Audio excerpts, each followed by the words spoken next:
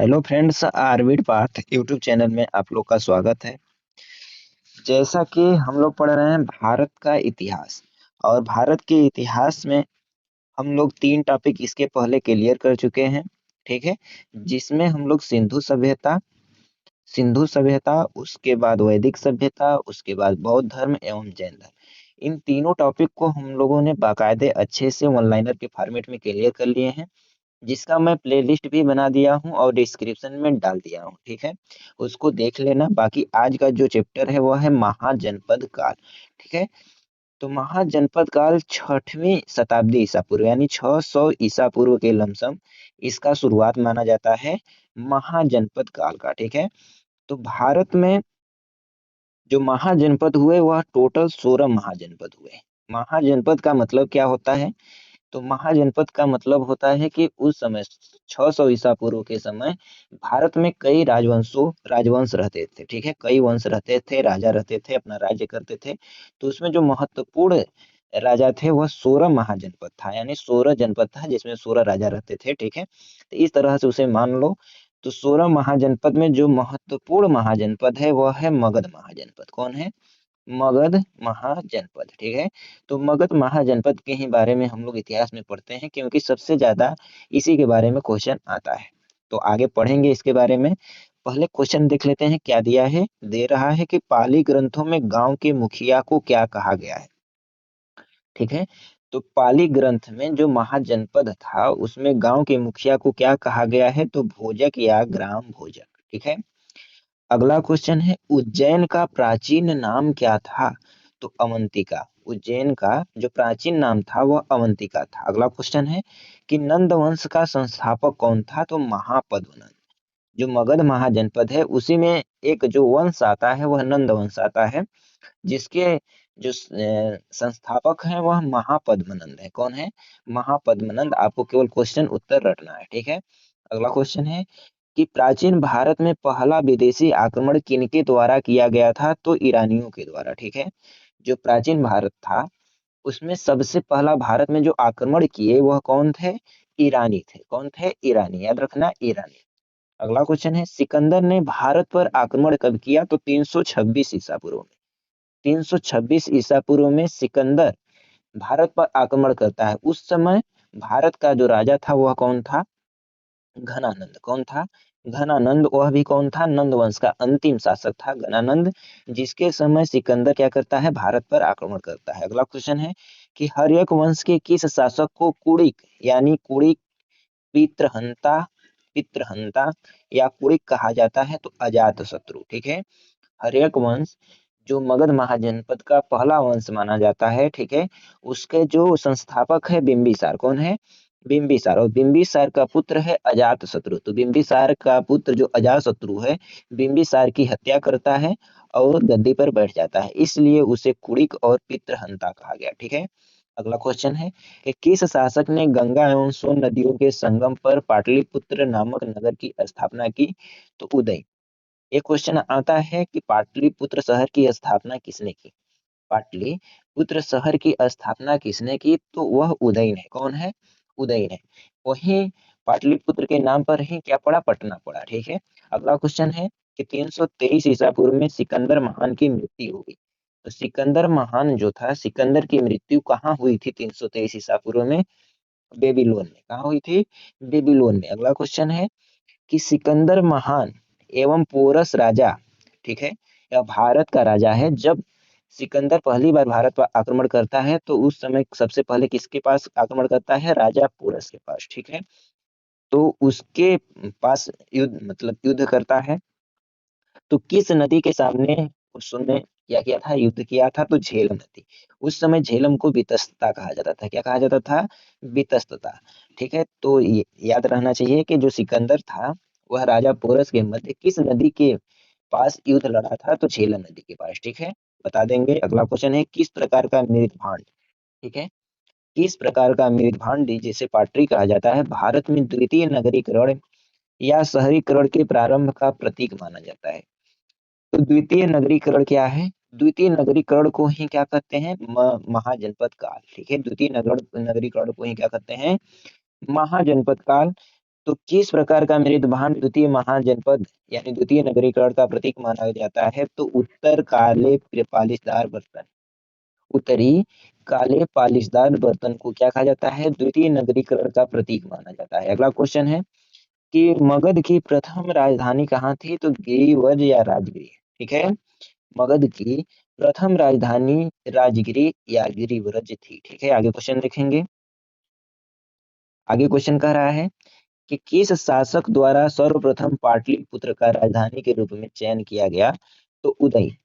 पाटलिपुत्र शहर की स्थापना भी उदयन करता है और उसे पहली राजधानी भी बनाता है अपनी। ठीक है, तो पाटलिपुत्र अगर पूछे कि पाटलिपुत्र को पहली राजधानी किसने बनाया? तो उदयन। ठीक है, उदयन। अगला क्वेश्चन है कि 16 महाजनपदों की सूची उपलब्ध है किस निकाय में? तो अंगुत्तर निकाय में। अंगुत्तर निकाय बौद्ध धर्म का क्या है?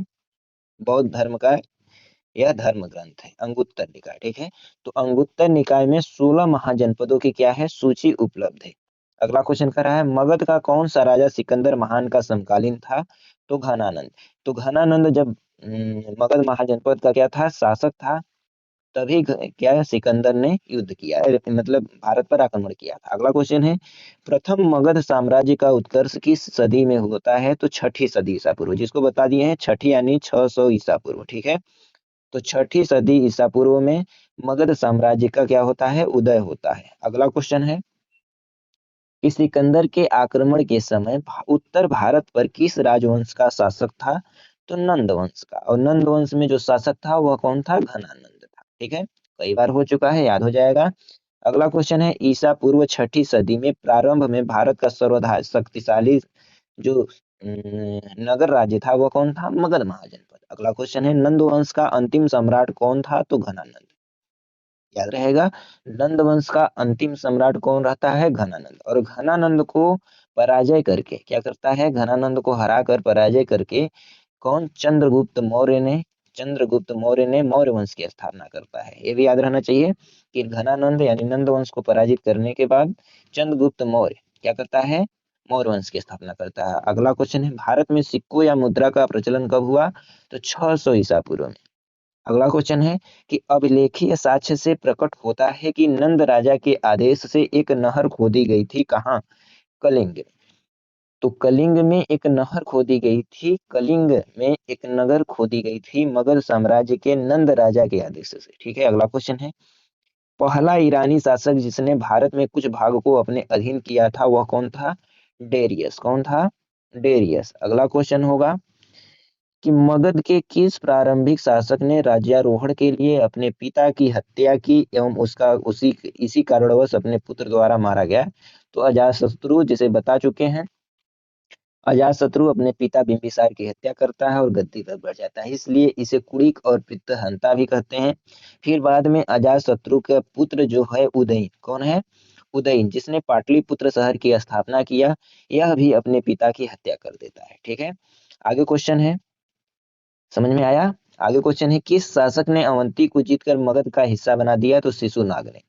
शिशुनाग जो था वह अवंती को जीतकर मगध का हिस्सा बनाया। अगला क्वेश्चन है कौन सा बौद्ध ग्रंथ 16 महाजनपदों का उल्लेख करता है? इसको पहले बता चुका हूं, अंगुत्तर निकाय। ठीक है, अंगुत्तर निकाय में 16 महाजनपदों का उल्लेख है। अगला क्वेश्चन है, आगे क्वेश्चन देखेंगे कि विश्व का पहला गणतंत्र वैशाली किसके द्वारा स्थापित किया गया था? तो लिच्छवियों के द्वारा। किसके द्वारा? लिच्छवियों के द्वारा। अगला क्वेश्चन है प्राचीन श्रावस्ती का नगर विन्यास किस आकृति का है? तो अर्धचंद्राकार। अगला क्वेश्चन है मगध के सबसे प्राचीन वंश के संस्थापक कौन थे? तो बृहद्रथ। ठीक है, अगला क्वेश्चन है कि कलि ग्रंथों में गांव के मुखिया को क्या कहा गया है? भोजक। क्या कहा गया है? भोजक। अगला क्वेश्चन है गृहपति का अर्थ है क्या है? धनी व्यक्ति। गृहपति का अर्थ क्या है? धनी व्यक्ति। अगला क्वेश्चन है जैन संगीतिया दे दिया है, इसको देख लो। अच्छा, जैन संगीतिया एक बार रिपीट कर लो। प्रथम जो जैन संगीति हुई थी वह चंद्रगुप्त मौर्य के समय में हुई थी, पाटलिपुत्र में हुई थी, अध्यक्षता अस्तुलभद्र ने किया था। ठीक है, द्वितीय बौद्ध संगीति जैन संगीति 512 ईस्वी में हुई थी, वल्लभी स्थान था और देवाधि क्षमा श्रमण ने इसकी अध्यक्षता की थी। ठीक है, बौद्ध संगीतियां दिया है, इसको भी देख लेते हैं। कल बताया हूँ सब, बौद्ध धर्म, जैन धर्म, ये सब। ठीक है, आज फिर से बताते रहा हूँ, बौद्ध संगीतियां हुई हैं क्यों दिया है? ये सब जो अजातशत्रु, कालाशोक, अशोक, कनिष्क, ये सब महाजनपद के शासक है, इसलिए यहाँ दिया है। ठीक है, तो दे रहा है बौद्ध संगीतिया। प्रथम बौद्ध संगीति 483 ईसा पूर्व में अजात शत्रु शासक होता है। स्थान है राजगिरी और अध्यक्ष है महाकश्यप। यानी जो प्रथम बौद्ध संगीति है वह 483 ईसा पूर्व में होता है। अजात शत्रु करवाता है। स्थान है राजगिरी और अध्यक्षता करता है महाकश्यप। वहीं दूसरी बौद्ध संगीति 383 ईसा पूर्व में कालाशोक के समय वैशाली में होता है और सर्वकामिनी या साबाकामी जिसे कहते हैं वह अध्यक्षता करता है। तीसरा है तृतीय बौद्ध संगीति 251 ईसा पूर्व में अशोक करवाता है। पाटलिपुत्र में मुगली 32 गोसाल क्या रहते हैं? अध्यक्षता करते हैं।